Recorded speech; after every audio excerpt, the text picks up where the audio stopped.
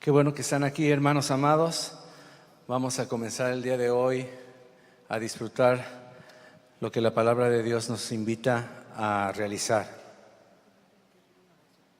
Así que yo les invito a poner atención y vamos a hacer una pequeña oración para pedir al Señor que nuestros corazones y nuestras mentes estén concentrados en su palabra. ¿Qué le parece? Vamos a hacer un acto voluntario, ¿verdad? Donde vamos a concentrarnos en el mensaje. En este momento nos vamos a olvidar de todo lo que nos preocupa, de toda distracción, de cualquier otra cosa que vayamos a hacer en la tarde, hermano. Yo le voy a pedir que junto conmigo usted siga adorando al Señor con su espíritu, en verdad. Dice la Biblia que los que le adoran lo hagan en espíritu y lo hagan en verdad. Señor amado, nosotros te damos gracias por todas tus bendiciones y clamamos para que tu presencia esté hoy manifiesta en este lugar. Gracias, Padre, por lo que estás proveyendo para la nueva generación en Cristo.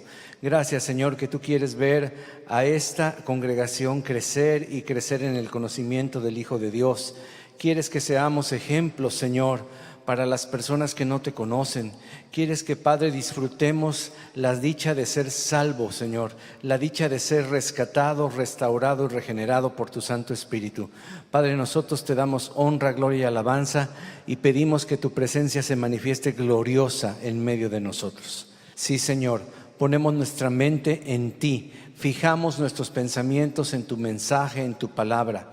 Sobre todo abrimos nuestro corazón, sabiendo que tu palabra dice que todo aquel que quiera hacer tu voluntad conocerá si la doctrina es de Dios o de los hombres. Así que, Padre, te doy gracias porque tú habitas en medio de tu alabanza y hoy estamos listos para escucharte a ti. Ya te cantamos, ya te hablamos, ya oramos a ti. Esperamos, Señor, tu respuesta a través de tu Biblia, que es tu palabra, Señor. Gracias por ese maravilloso libro desde el cual, Señor, tú nos hablas, Señor amado. En el nombre de Jesús te damos gloria, honra, alabanza y prestamos nuestro corazón y nuestros oídos, nuestro entendimiento, Señor, nuestro espíritu, Señor, apercibidos, Señor, atentos a lo que tú quieres decirnos el día de hoy. En el nombre poderoso de Jesús. Amén. Amén. Gracias a Dios. Bueno, muy bien. Las últimas palabras de nuestro Señor Jesucristo fueron tan importantes que si sus discípulos no las hubieran entendido, no estaríamos aquí. Las últimas instrucciones de nuestro Señor Jesús fueron tan importantes que si sus discípulos no las hubieran obedecido, no existiría iglesia cristiana, no existiría cristianismo. Entre ellas, esta fue una de las últimas cosas que nuestro Señor indicó. Dice la Escritura en Mateo que Jesús se acercó y les dijo. Jesús se acercó, no se los dijo de lejos, no se los dijo ahí desde el monte, se acercó a su corazón, se acercó a sus oídos para que escucharan bien. Por eso le pido hoy que usted se acerque a Jesús para escuchar esto. Jesús se acercó y les dijo: toda autoridad me ha sido dada en el cielo y en la tierra. Otra traducción dice: toda potestad, todo poder, autoridad, dominio me ha sido dado en el cielo y en la tierra. ¿Por qué empezaría Jesús a decir eso? ¿Por qué? Porque iba a ser difícil hacer lo que iba a decir si no hubiera en Cristo toda autoridad y toda potestad. Así que yo le pido que hoy ponga atención para las siguientes palabras. Toda autoridad me ha sido dada en el cielo y en la tierra, por tanto, vayan y hagan discípulos en todas las naciones y bautícelos en el nombre del Padre y del Hijo y del Espíritu Santo, enseñándoles a obedecer todas las cosas que les he mandado. Y termina diciéndoles una palabra de confort: yo estaré con ustedes todos los días. Todos los días. ¿Hasta cuándo? Hasta el fin del mundo. Jesús se acercó a su oído y les dijo: hey, tengo todo el poder, tengo toda la autoridad, todo lo que te haga falta lo tengo yo. Por tanto, porque tengo toda la autoridad, porque me ha sido dado a mí todo el poder, vayan y hagan discípulos. Ellos sabían lo que era un discípulo, porque ellos aprendieron durante 1 año y medio, 2 años, cuando mucho 2 años y medio, a andar a través de Jesús, caminar detrás de Jesús, imitar a Jesús y obedecer a Jesús, aunque algunas de las cosas que les dijo eran incomprensibles, ilógicas, no tenían un raciocinio para ellos, y sin embargo durante 2 años y medio aprendieron la obediencia. Así que vayan y hagan discípulos. Y luego dijo: enséñenles a obedecer a esos discípulos que ustedes van a hacer todas las cosas que les he mandado. Si estos 120 finalmente que quedaron en el aposento alto no hubieran entendido, no hubieran captado lo que Jesús quería decir, hermano, escúcheme bien, no habría cristianismo. Si ellos no se hubieran enfocado en el poder de Dios, en hacer no simpatizantes, no decisiones de fe, sino discípulos que siguieran a Jesús, y si no hubieran tomado el tiempo para enseñarles a obedecer todas las cosas que Él mandó, realmente no habría iglesia en este tiempo. No la habría. Una de las cosas más maravillosas que Jesús explicó se encuentra en la parábola del sembrador. En la parábola del sembrador, Cristo explicó: mas el que fue sembrado en buena tierra, este es el que oye, pero no solamente oye, entiende la palabra, y no solamente la entiende, sino que la pone en práctica, da fruto y produce. Todo el mundo diga producir. Ese verbo significa reproducirse. Bien podría haberse traducido como: y se reproduce a 100, a 70 y a 30 por uno. En otra escritura, Pedro dijo lo siguiente, después de estar con Jesús y después de caminar un rato en el reino de Dios, él entendió lo siguiente, y él dijo: desechando pues toda malicia, todo engaño, hipocresía, envidias y todas las detracciones, o sea, todas las cosas que ofenden, que invalidan la palabra del Señor, todas las violaciones a la ley de Dios, dejando todo eso, desechando todo eso, desead, anhelen como niños recién nacidos la leche espiritual no adulterada. Después de unos minutos de nacer, todos nosotros cuando nacimos anhelábamos la leche materna, llorábamos por ser nutridos por primera vez, y la siguiente vez, y la siguiente vez, y cada 2 horas o cada 3 horas el bebé necesita comer. Desechen toda la malicia, todo el engaño, hipocresía. En esa época había muy poquitos hipócritas, porque el precio era alto, no cualquiera era seguidor de Jesús.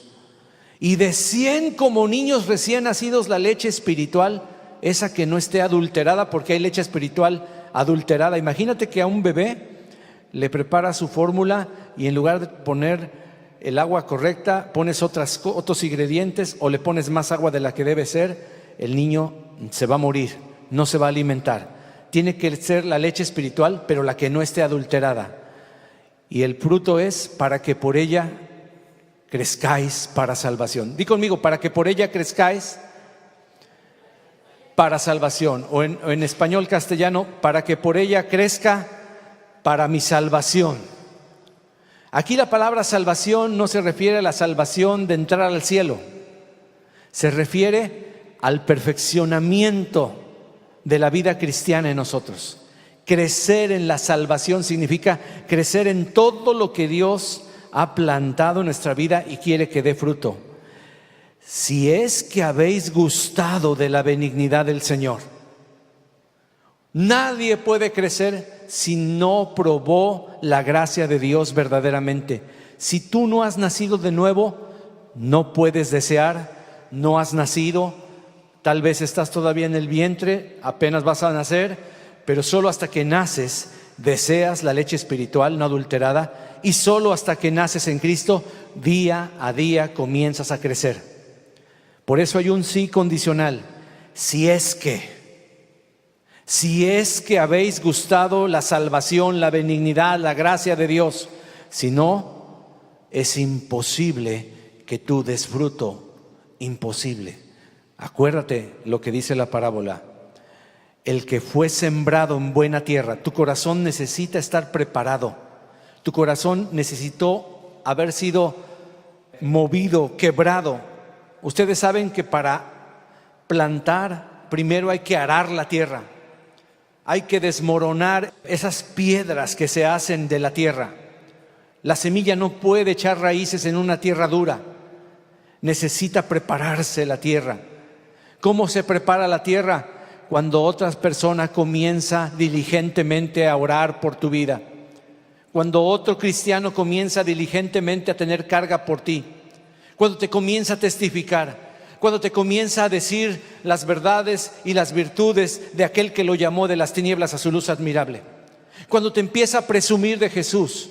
Cuando te empieza a hablar del reino de Dios, entonces esa tierra comienza a prepararse y Dios empieza a regarla con su espíritu. Y cuando es plantada la semilla del evangelio, entonces esa tierra está lista. ¿Cómo sabes que una persona está listo? Bueno, la Biblia dice que escucha. Aquí la palabra oír es poner toda tu atención. Por eso les pedí que hoy pusiéramos atención. El que oye, el que escucha y entiende la palabra. Muchos en la época de Jesús escucharon pero no entendieron. Cristo habló en parábolas, lo vimos la semana antepasada y pasada, justamente para que los que no estaban dispuestos a hacer la voluntad de Dios no entendieran. En la actualidad, me duele decirlo, pero el cristianismo está lleno de gente que no puede entender porque no tiene un corazón dispuesto a ponerlo en práctica. Solo entiende de acuerdo a Juan 7, 17 o 27, no recuerdo la cita exactamente, pero es algo así como Juan 7, 27. Dice 17 que hay un principio: el que quiera hacer la voluntad de Dios entenderá mi palabra, entenderá mi doctrina, sabrá. Algunos me preguntaron en la semana: pastor, entonces, ¿cuál es la conclusión de su predicación acerca del diezmo? Yo sonreí, dije, bueno, hay inquietud, pero él quiere estar seguro, ella quiere estar segura. Yo le dije, la conclusión es que estamos en la gracia y el diezmo comenzó en la gracia, no en la ley. Se le dio a Melquisedec y la Biblia nos dice que Melquisedec es Jesús. Así que donde tengas pan, vino y bendición, ahí debes dar tu diezmo.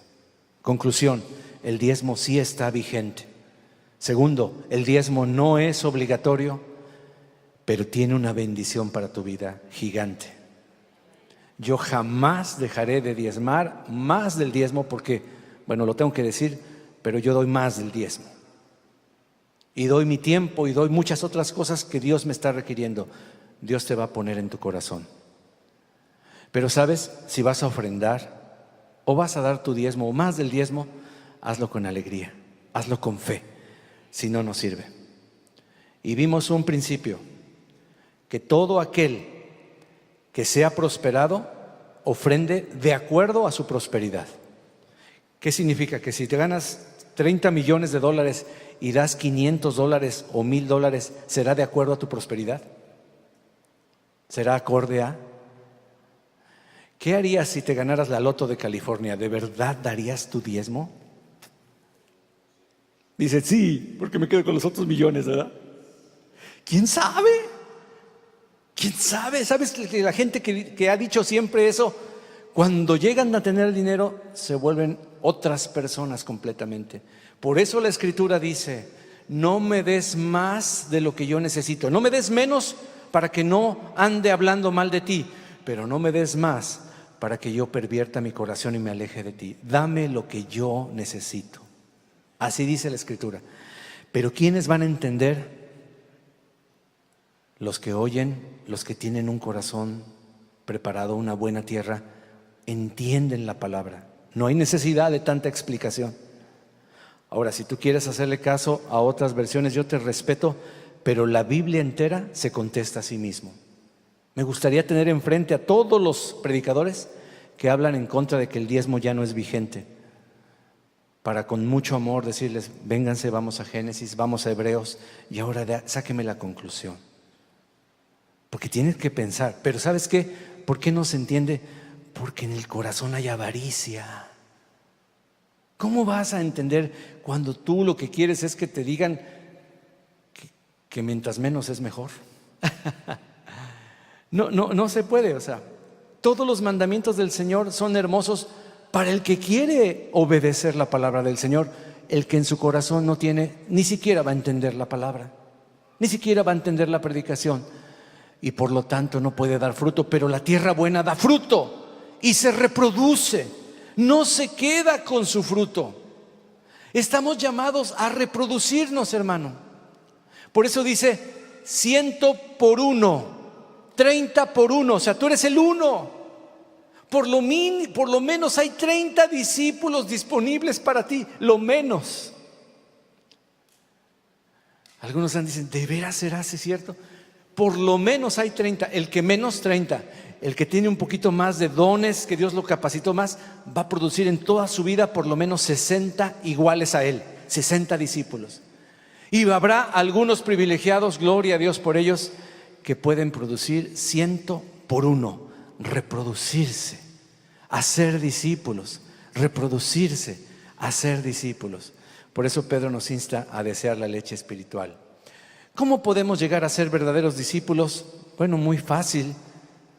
No está fácil, pero es muy claro. Cristo dijo, negándose a nosotros mismos. Si no aprendemos a negarnos, no lo vamos a hacer. Hay que, por tanto, abandonar la manera egoísta de vivir. ¿Qué más? Bueno, en nuestro corazón, lo dijimos hace 2-3 semanas, hay que renunciar a ser dueños de las cosas que tenemos. Los cristianos ya no tenemos derechos. Los verdaderos cristianos no andan exigiendo sus derechos. Tienen a un rey que pelea por ellos. Es un rey que les dice lo que tiene que hacer, pero ya no son suyos, dice la Biblia. Somos comprados por precio. Por eso te digo que no es fácil ser discípulo del Señor. Pero si los primeros discípulos de Cristo no hubieran enseñado esto a los siguientes, no existiríamos. Hoy no estaríamos reunidos en este lugar.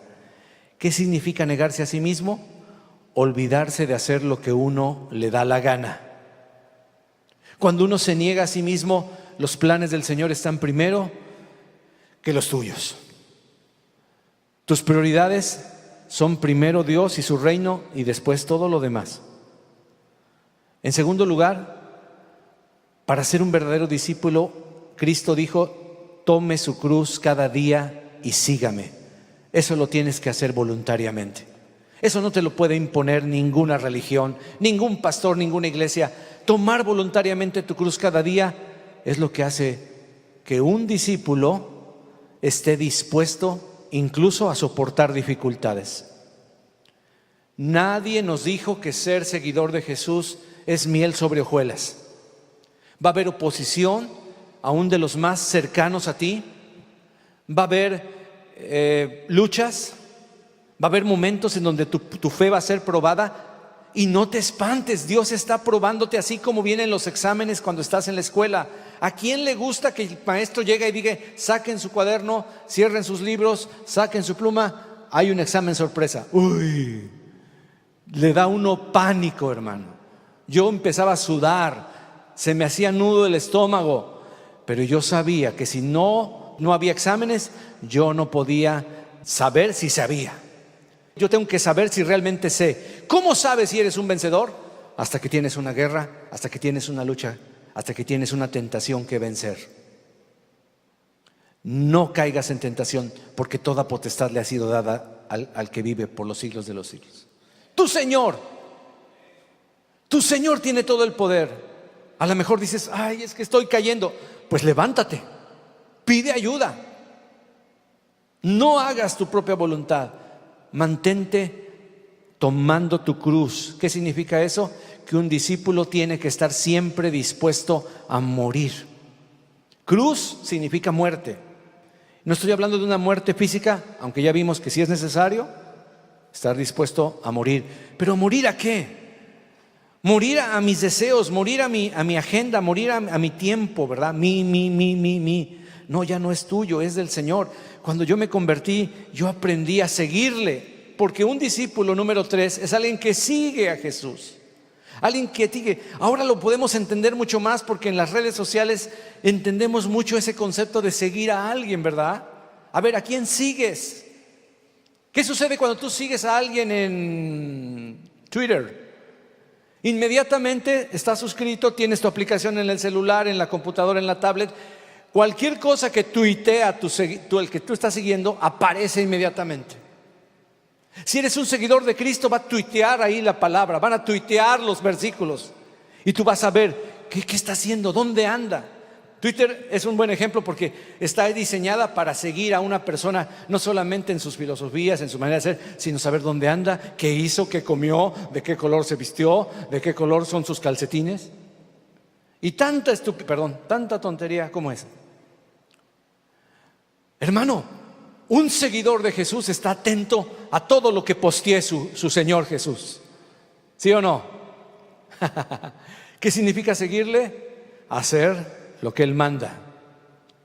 Cuando llega la orden ahí a tu celular de tu corazón, ay, el Señor quiere que haga esto. Adelante, yo soy seguidor de Jesús. Por lo tanto, voy a ser obediente. No me cansaré de decirte que toda la Escritura, desde el Antiguo hasta el Nuevo Testamento, se resume para los hijos de Dios en una sola palabra: obedecer. ¿Cuál fue el primer pecado que hizo que todo esto se volviera un caos? ¿Cuál fue? La desobediencia, ¿verdad? No comas del fruto de ese árbol porque el día que de él comieres morirás. Y ahí va la persona y desobedece. Y todavía hace desobedecer a otra persona y también desobedece. Y así comenzó, por una desobediencia. Por eso dice la Biblia que los que no son cristianos son hijos de desobediencia. ¿Lo has leído? Hijos de desobediencia. Cada vez que nosotros rehusamos seguir a Jesús, ya no somos discípulos. Hay que permanecer en su palabra. ¿Hace cuánto que leíste la Escritura y se te quedó algo?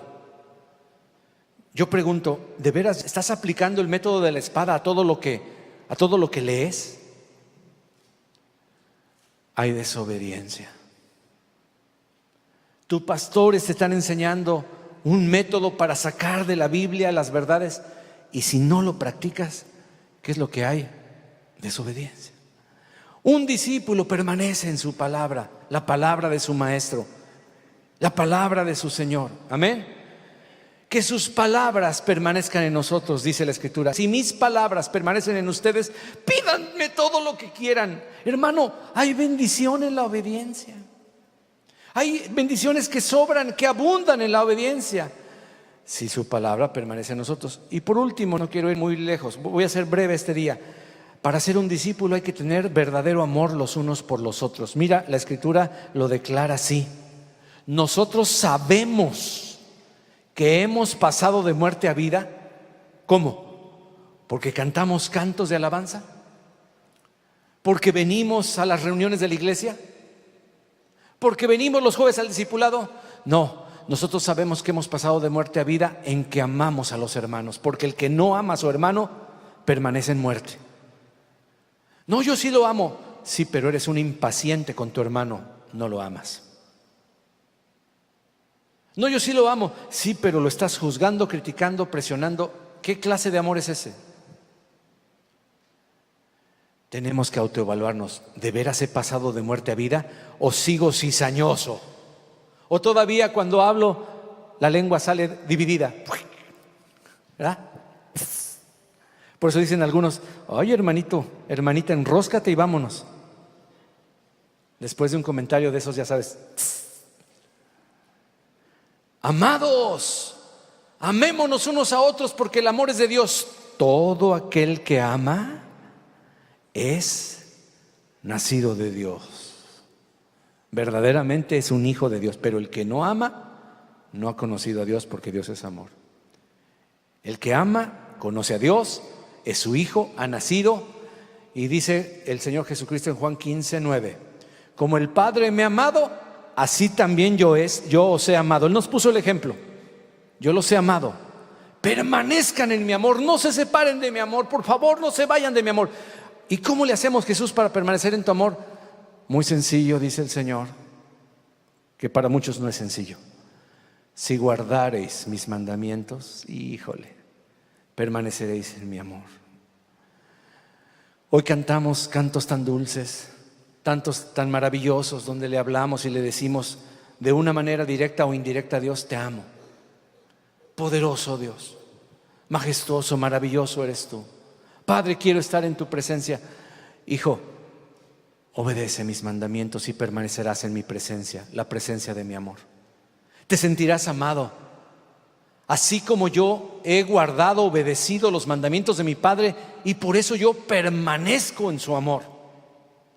Jesús jamás entró en depresión. ¿Por qué? Porque estaba pegado al Padre. Nosotros somos débiles, a veces entramos en depresión. Y tenemos que reconocerlo cuando estamos deprimidos, cuando no queremos hacer nada, cuando estamos de malas, cuando nos dice algo el pastor o la pastora o la reunión y dices: ay, otra vez es jueves. Y te da coraje. Algo pasa, algo está pasando en tu corazón. Es tiempo de pedir ayuda y decirle a alguien: no sé qué tengo, ora por mí, estoy medio rebeldón, no sé qué me pasa. Y ahí es donde entra el cónyuge, el hijo, el padre, para decirte: mi hijo, hija, mi amor, te noto raro, necesitas meterte a la presencia del Señor. ¿Te has apartado del amor de Dios? ¿Hay algo que te ha pedido Dios y todavía no lo has cumplido? Y por ahí sale el peine, hermano. Bueno, hermanos amados, la iglesia Nueva Generación en Cristo necesita retomar la misión de Jesús. ¿Cuál es? Lo vimos. Vayan, hagan discípulos, seguidores de mí, personas que sean obedientes. Necesitamos retomar nuestra misión. La iglesia está muy, pero muy descansada. Ya nos conformamos con ser salvos nosotros, pero dice la Escritura que el que ha nacido de nuevo, su corazón ha sido en la buena tierra, se reproduce. ¿Cuántos has ganado para Cristo? Otra de las cosas que la iglesia necesita hacer es definir nuestra visión. Definiendo nuestra visión como la iglesia Nueva Generación en Cristo. Nosotros, Dios nos ha dado una visión, una idea, y tenemos que aprender a ser verdaderos discípulos del Señor. En eso se resume todo. Necesitamos aprender. El discipulado, por eso se llama discipulado, porque necesitamos practicar, necesitamos continuar. No se aprenden las cosas de la noche a la mañana. Dime cuánto te tardó en aprender las tablas de multiplicar. ¿Todavía usas tus deditos? No, pastor, yo uso mi celular y tiene calculadora. Tramposo. Pero lo que no se practica, mire, yo soy ingeniero, hice ecuaciones diferenciales, cálculo integral, y una simple suma. Estoy pensando: ay, ¿cuánto es esto con esto? Y luego, para confirmar que mi mente no se equivoque, agarro la calculadora. Porque lo que no se practica se pierde. No importa que hayas sacado calificaciones, no sé qué, hayas resuelto cosas que dices: híjole, ¿cómo le hice para pasar este examen? Sí, pero si no lo practicaste, no lo pusiste por obra, no lo aprendiste. Y el día que lo necesites, vas a pedir que alguien te ayude. Pero miren, es necesario retomar nuestra misión, definir la visión. Ahora, la primera etapa de la visión, escúcheme, es la primera, es llegar a ser una iglesia saludable. Vamos en junio, hoy es 2 de junio del 2019. Llevamos ya casi 6 meses, vamos a cumplir. ¿Cómo hemos avanzado? ¿Hemos avanzado? Tenemos que evaluarnos como iglesia. Ya agregamos el discipulado, la palabra, la alabanza, la oración. ¿Cómo estamos? ¿Qué elementos de esa visión primera está? Y cuando ya esté todo, tenemos que crecer. La siguiente etapa es crecer, pero todavía no llegamos a la primera. Así que, hermanos amados, necesitamos retomar la misión. Hermano pastor, ¿cómo se retoma la misión de cada cristiano? ¿Cómo puedo llegar a reproducirme en otros discípulos? Bueno, entendiendo por qué debo hacer discípulos. Si yo no entiendo por qué debo hacer discípulos, nunca voy a sentir la necesidad, nunca voy a saber que yo fui predestinado a reproducirme. Si los primeros discípulos, 120, se hubieran quedado así, sería una bonita congregación de 120 personas. Y ahí se hubiera muerto. Cuando hubiera llegado el más viejito, ahí hubiera acabado todo el cristianismo. Ellos no fueron a juntarse en un lugar los domingos, los miércoles, los sábados y a quedarse ahí. No, ellos tuvieron que salir. ¿Por qué? Porque entendían que eran embajadores. Número 2, entendiendo a quién puedo hacer discípulos. Cristo dijo, vayan y hagan discípulos a todas las naciones. Pero eso suena muy grande, ¿verdad? Y se dice fácil. Pero si ni siquiera a mi prójimo, Cristo dijo, amaréis a Dios y amaréis a tu prójimo como a ti mismo. Si tus próximos no les has compartido, ¿para qué quieres ir a las naciones? ¿A quién puedo hacer discípulos? Lo tienes que aprender, lo tengo que aprender. ¿Y qué les voy a decir a esos futuros discípulos? En pocas palabras, pastor, ¿cómo voy a evangelizar a alguien? Porque no soy bueno para explicar las cosas. ¿Me puede ayudar? Sí, hay herramientas para ayudarte a decirlo correctamente, a no hacerte bolas, a compartir el evangelio de una manera correcta, porque a veces evangelizamos con errores, equivocadamente decimos algo que la Biblia no dice. Claro, lo hacemos con muy buena intención y gracias a Dios por su misericordia, aún con todo y errores la gente se convierte, bendito sea. Yo soy uno de ellos. Yo me he convertido con todo y errores.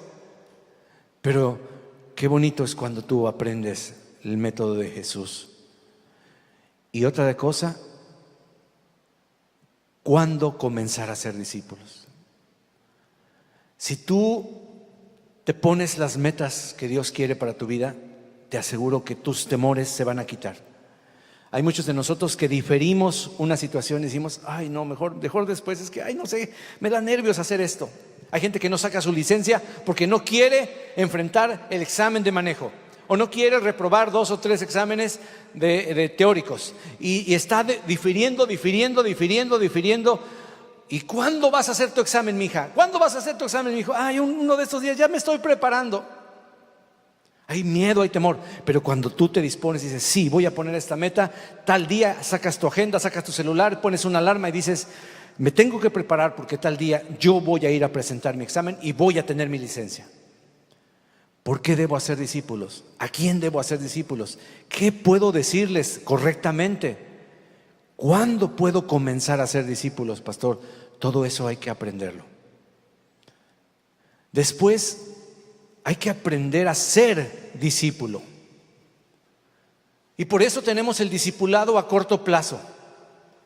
En ese discipulado a corto plazo tenemos nosotros primero que pasar a llegar a ser obedientes, porque si somos honestos, hasta este tiempo estamos considerando algunas cosas. Hasta este tiempo me están preguntando cada semana, ¿oraste por tu oikos? ¿De veras oraste por las personas, tus prójimos? ¿De veras obedeciste tal mandamiento? ¿Te has arrepentido todos los días antes de dormir? Le dices, Señor, si hay algo en mi mente recuérdame todo lo que yo hice mal, quiero estar limpio, no quiero acostarme pecando contigo, no quiero pecar contra ti, Señor, perdóname, me arrepiento. ¿Estás viviendo en un continuo arrepentimiento todos los días de tu vida?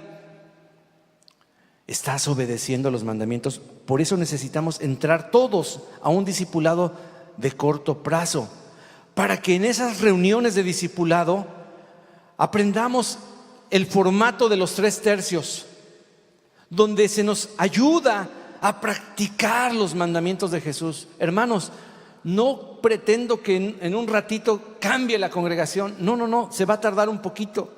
¿Por qué? Porque ahora estamos entendiendo el énfasis de Jesús. Enséñenles a obedecer todos mis mandamientos. Ni siquiera sé cuáles son todos tus mandamientos. Ponte a leer la Biblia, dice el Señor. Lee Mateo, Marcos, Lucas, Juan. Ay, pero eso es muy básico. Yo quiero leer Romanos, yo quiero leer Hebreos, yo quiero leer Santiago, yo quiero irme a las cartas de esas gruesas, quiero analizar las profecías de Ezequiel, de Daniel y de... Cálmate, mijo. Primero empieza por lo básico. Si tú no me obedeces, de nada te va a servir tanta teología, tanta escatología y todos los logías que encuentres. Así que sé humilde y desea como niño espiritual. Lo primero que yo deseé cuando me convertí verdaderamente y nací de nuevo, ¿sabes qué? Las palabras de Jesús. Yo me comí Mateo, Marcos, Lucas y Juan, y antes de pasar a alguna otra cosa, volví a leer Mateo, Marcos, Lucas y Juan, y ahí es donde dije, wow, ¿dónde estaba esto? Wow, y sentía como el Señor me hablaba. Yo era un discípulo, yo no me sentía menos que Pedro, que Santiago, que Bartolomé, que Andrés. Yo estaba cerquita de Jesús, en todo momento era su presencia, y cada vez que abría la palabra era Él hablándome a mí. Era un deseo, subrayé de colores toda mi Biblia, la deshice, se tuve que comprar otra porque se rompían las hojas de tanto subrayarle. Son muy delgaditas, o eran muy delgaditas las hojas en ese entonces. No había ediciones tan rústicas como hoy, fuertes. Hermano, cuando tú decides pasar a ser discípulo de Jesús, hay una etapa que hay que hacer. Entonces, la primera etapa de este discipulado es que todo cristiano nacido de nuevo sea entrenado para ser discípulos. Por eso es necesario que tú sepas cómo hacer discípulos y cómo contestar esas 4 preguntas con un entrenamiento que llamamos 411. Tal vez tú no lo has tomado, tal vez lo tomaste, pero no lo entendiste. ¿Cómo sabemos cuando alguien no entiende algo? Porque le hacemos preguntas y se nos quedan viendo así. Bueno, no te sientas mal. Yo pasé muchos años para entender muchas cosas, pero es necesario que empecemos. Por otro lado, hermano, que el que no ha nacido de nuevo en nueva generación en Cristo, el que todavía no es hijo de Dios, entienda el Evangelio y se convierta al tener un genuino encuentro con Jesús. De lo contrario, estás en grave peligro. Quiero decirte que estás en grave peligro. Yo no quiero irme al cielo y que Dios me eche en cara. Nunca les advertiste a toda tu congregación que se aseguraran de que fueran personas nacidas de nuevo. Es que yo pensé, Señor, que como venían a la iglesia y tenían cara de Santa Catalina y Santa Gertrudis y San Bartolomé de las Casas. No, aquí tienen una cara, hermanos, pero no quiebran un plato. Aleluya. Pero, ¿y el lunes, el martes, el miércoles? Es necesario que te asegures. Mira, la palabra de Dios nos manda asegurarnos. Y la segunda etapa es que todo cristiano entrenado en ese 4:11 comience a practicar ese entrenamiento siendo parte de un grupo de discipulado a corto plazo. Por eso el venir los jueves es hacerte como miembro del equipo de un discipulado a corto plazo. ¿Cuál es el discipulado a corto plazo? Pues aprender y practicar. Por eso no puse aprender, dice aprendiendo a obedecer. Ya de ahora en adelante ya no vamos a poner a aprender nada más. Porque tú vas a la escuela, te enseña algo y si aprendiste bien, si no bien, te hacen un examen y lo pasas. Eso no significa que lo estás poniendo en práctica. Primero hay que aprender a obedecer por lo menos 9, 10 primeros mandamientos con la ayuda de la reunión con el formato de 3/3, los jueves. Hermano amado, escucha bien, si deseas ser un discípulo de Cristo Jesús y no has sido entrenado en el 4:11 o tienes dudas, no levanten su mano, pero ¿cuántos de ustedes todavía tienen dudas? Y no está mal, es algo nuevo. Todavía no saben qué, cómo, por qué se pregunta esto, cuándo se pregunta aquello, qué demás, cómo poner metas, etcétera. O sea, si no has tomado el discipulado a corto plazo o te quedaste a la mitad, muchos se quedaron en la mitad. Ay, es que tengo trabajo, es que el fútbol, es que esto, que lo más. Hermano, tómate tu tiempo. Toma la prioridad. Dios quiere que tú te reproduzcas. Pero si no has tomado el 4:11, tienes dudas, te quedaste a la mitad en el entrenamiento de los primeros, el discipulado a corto plazo. ¿Cómo se llama? Discipulado a corto plazo. Dígalo después de mí. Discipulado a corto plazo. ¿Qué es eso? Los 10 primeros mandamientos, las lecciones que hemos visto los jueves. Ese es el discipulado a corto plazo. ¿Te quedaste a la mitad?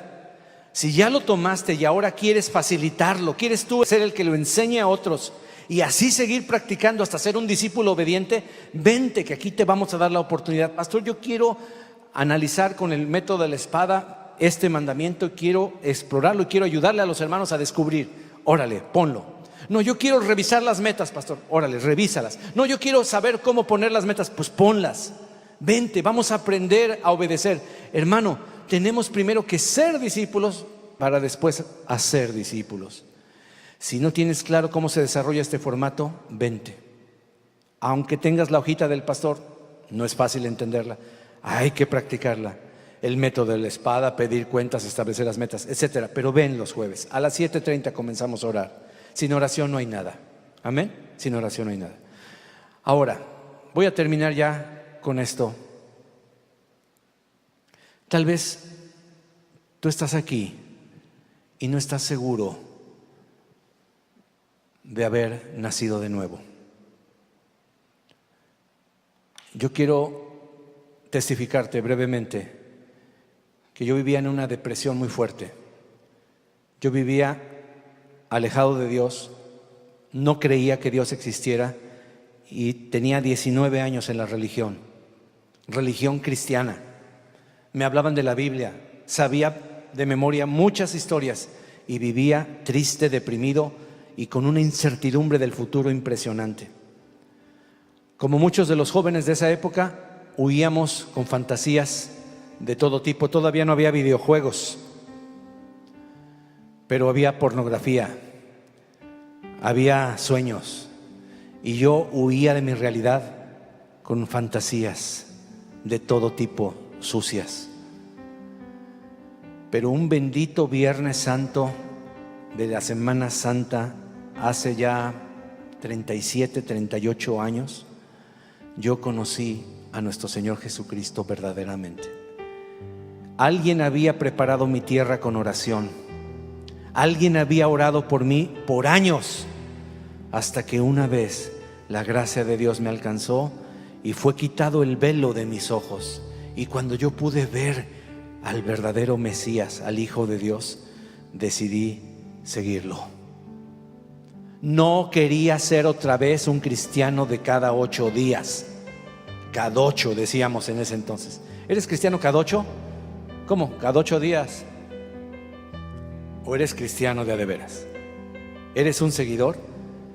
Todos los días, todos los días, todos los días yo quería estar cerca de Jesús. ¿Quién hizo ese cambio cuando yo estaba todos los días en otras cosas que no te puedo contar?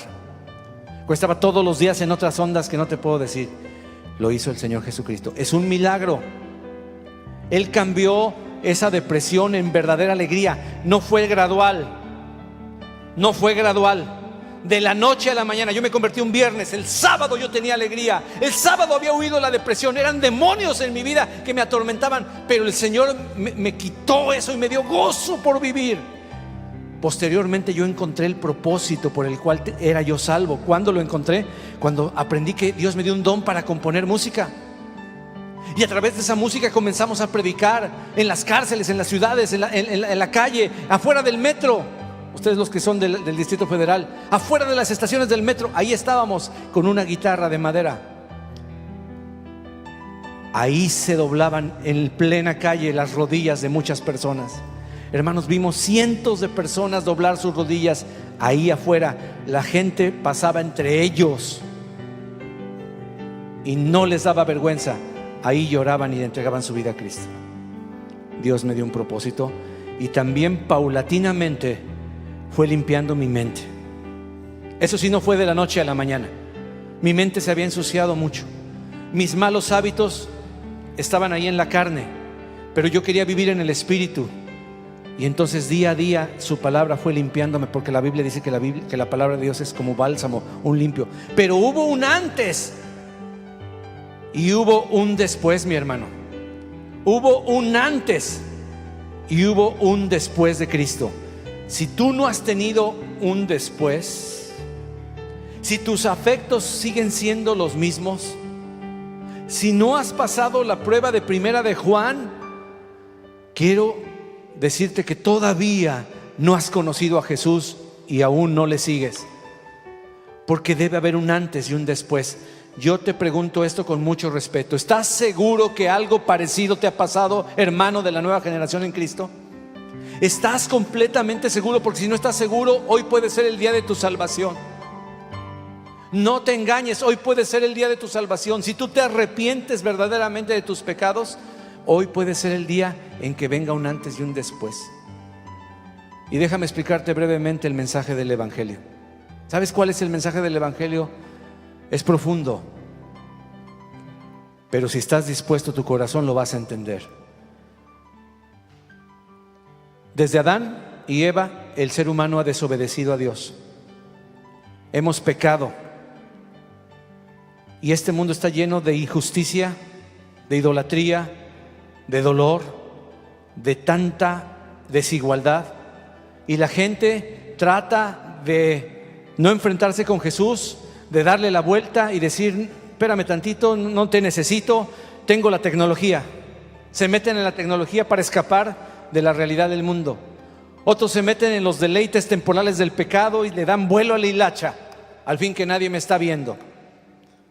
Aquí nadie de los hermanos me mira. Sí hay alguien que te mira.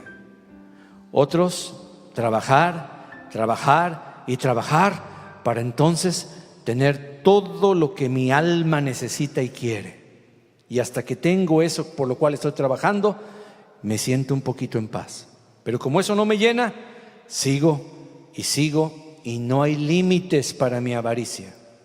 Y acabo de tener el teléfono que dije: wow, qué teléfono tan maravilloso. Pero 2 meses después sale el que sigue y no te puedes quedar con el viejo teléfono. No lo puedes quedar. Dices: no, yo necesito el más nuevo. ¿Cómo se llama eso? Ponle, bautiza. Pero así escapa la gente de este muladar. ¿Cuál es tu fuga, hermano? ¿Cuál es tu fuga? Dios no hizo las cosas así. Cuando Adán y Eva caminaban por este mundo, el reino de Dios estaba en este lugar. Dios había diseñado originalmente que su reino estuviera lleno de amor, estuviera lleno del amor a Dios. Y el amor a Dios se manifiesta por obediencia. Por eso el Padre probó a Adán y a Eva. Les voy a poner un solo mandamiento: no toquen ese fruto, uno solo. Y como a los niños chiquitos, no agarre las galletas. Y ahí vamos, sobre las galletas. ¿Cómo pasamos del diseño original a la porquería en la cual vivimos? La Biblia le llama pecado. Y el pecado se define fácilmente como toda injusticia, toda desobediencia es pecado. ¿Desobediencia qué? A las leyes de Dios. Por lo tanto, delante de un Dios justo, toda la humanidad, tú estás en muerte. Tu condena es la muerte. El juicio de Dios es la ira de Dios sobre tu vida. Has sido enjuiciado por tu pecado. He sido enjuiciado por mi pecado y estoy totalmente condenado. No es que estoy en peligro, ya estoy condenado. Mi camino es el lago que arde con fuego y azufre, y esa es la realidad en la que vivimos. Todos, absolutamente todos. No hay justo ni aún, grítalo, ni aún uno. Pero por eso el Señor decidió enviar a su Hijo Jesucristo, y que todo el juicio y toda la muerte que merecíamos nosotros pasara al cuerpo, al alma y al espíritu de su santo Hijo Jesús, el Cordero inocente, el que no tuvo pecado, el que fue limpio de pecado, pero por nosotros se hizo pecado, o sea, para que nosotros en Cristo tuviéramos justicia de Dios. Dios no te podía perdonar nada más porque Dios es bueno. Dios tenía que perdonarte porque alguien pagaba la multa, la deuda, el juicio. No es como los jueces corruptos. Dios no es un juez corrupto. Dios no te iba a dar la vida eterna por tu linda cara. Alguien tenía que pagar los platos rotos, y ese alguien fue su Hijo Jesucristo. Así que sí hay una manera de escapar, y siempre va a ser a través del arrepentimiento y de la fe en Jesucristo. Tú necesitas arrepentirte y creer que Dios envió a su Hijo al mundo para tomar tu lugar, para recibir el castigo que tus actos y mis actos merecían. Y si crees que también al tercer día Jesucristo resucitó y está vivo, no es una religión muerta, porque lo único que hace que el cristianismo sea la verdadera y única religión es el milagro de la resurrección de Jesús. Si Jesucristo no hubiera resucitado, de nada sirve estar aquí. Pero si tú hoy crees que Jesucristo tomó tu lugar, vino a tomar tu lugar en la cruz del Calvario, resucitó al tercer día y decides seguirlo, ¿cómo? Haciéndolo tu rey. Porque muchos dicen: yo sí creo que Jesús es el Hijo de Dios, y también creo que al tercer día resucitó. Yo te pregunto, ¿es tu rey? Porque si estás arrepentido, va a haber un antes y va a haber un después. Y solo así el Señor puede restaurar el diseño original de tu vida y darte lo que tú querías. Ponte de pie, por favor. Ponte de pie, por favor. Yo te pregunto con todo mi corazón y con mucha humildad: ¿qué te impide arrepentirte hoy mismo y entregar tu vida a Cristo Jesús? ¿Qué te impide reconocer que verdaderamente todavía no has nacido de nuevo y decirle: Señor, yo sí quiero? La Biblia nos dice que nos examinemos. Segunda de Corintios 13:5. Examínense ustedes mismos y vean si permanecen en la fe. Vean, evalúense ustedes mismos, no el pastor, usted solito. Pónganse a prueba ustedes mismos. Pónganse a prueba ustedes mismos. ¿O acaso ustedes mismos no se conocen? ¿No hay un testimonio en tu espíritu que eres hijo de Dios? A ver, ¿acaso no saben que Jesucristo está en ustedes, a menos que no hayan pasado la prueba? ¿Cuál prueba? La prueba de primera de Juan. Juan escribió su carta diciendo: he escrito esta carta, todas estas cosas se las he escrito a ustedes, los que creen en el nombre del Señor Jesús, del Hijo, para que sepan que tienen vida eterna. ¿Tú quieres saber si tienes vida eterna? Solo tienes que hacer una cosa: con un corazón abierto, comienza a leer la primera carta de Juan. Son 5 capítulos. No me hagas caso a mí, no le hagas caso a ninguna doctrina en el YouTube. Tú agarra tu Biblia y mira si tú pasas el examen. Pero si tú pasas el examen de primera de Juan, alégrate, porque esas fueron escritas para que tú sepas que tienes vida eterna. Pero asegúrate, si nos examináramos, dice primera de Corintios 11:31, a nosotros mismos, ¿no seríamos qué cosa? Juzgados. ¡Wow! ¡Qué principio tan fuerte! Y aunque el contexto está hablando de la cena del Señor, es un principio. Si tú te examinas, si constantemente estás viendo cómo estás, no vas a ser juzgado. Así que quisieras hablar hoy con el Señor ahora mismo. ¿Qué te parece usar el modelo de este sencillo dibujo que hoy te mostré? Y le pides al Señor perdón por tus propios pecados. Le afirmas que tú decides creer de corazón en la muerte, en la resurrección de su Hijo Jesús. Le dices que quieres que Él sea tu Señor y le pides que transforme tu vida, que haya un antes, que haya un después. Tú vas a tener vida eterna en este momento. Yo te invito Yo sé que aquí hay personas, porque siempre que se predica la palabra y en una congregación de más de 20, de 30, va a haber 2, 3, 4 personas que no le han entregado toda su vida a Dios, y lo saben. En la antigüedad yo hubiera dicho: levante su mano, pase al frente y repita una oración. Sabes, esto tiene que suceder en tu corazón. Pero yo te voy a invitar a una cosa, que si esta palabra es para ti y tú quieres ser un verdadero discípulo de Jesús, pues hagas algo mejor. Dobla tu rodilla ahí donde estás. Y vamos a cerrar todos nuestros ojos, porque el único que tiene que verte es el Señor Jesús. Ahí en tu lugar, no voltees a ver qué dice tu compañero, tu compañera. Es el tiempo en el cual tú tienes que evaluarte y decir: Señor, ¿de verdaderamente soy? Y si has sido y ya eres hijo de Dios, pero has sido un hijo medio desobediente, ¿qué te parece si también doblas tu rodilla junto conmigo y le dices: Señor, perdóname por mi desobediencia? Señor, yo te pido que toques al que nunca se ha verdaderamente arrepentido y todavía no pasa la prueba de primera de Juan. Yo te ruego, Señor, que en este momento haya una curiosidad impresionante puesta por tu Espíritu para leer la primera carta del apóstol Juan, que está antes de Apocalipsis, al final de tu escritura, Señor. No el Evangelio de Juan, sino la primera carta del apóstol Juan a la Iglesia Universal de Cristo. Fue escrita para nosotros, todos los cristianos de este siglo, del que viene, del anterior, de todas las épocas, para que sepamos con certeza si somos o no somos. Pero Señor, si no somos, ten misericordia de nosotros. Queremos que la nueva generación enterita entre a la presencia del Señor y sea salva y dé fruto, y su fruto permanezca. Señor, hace 37 años te entregué mi corazón, pero reconozco que en los últimos años he sido un vago, un flojo. Perdóname, Señor. He puesto 1000 excusas. He creído que trabajar en cosas tuyas ya es igual que estar contigo, y eso no es cierto. Perdóname, Señor.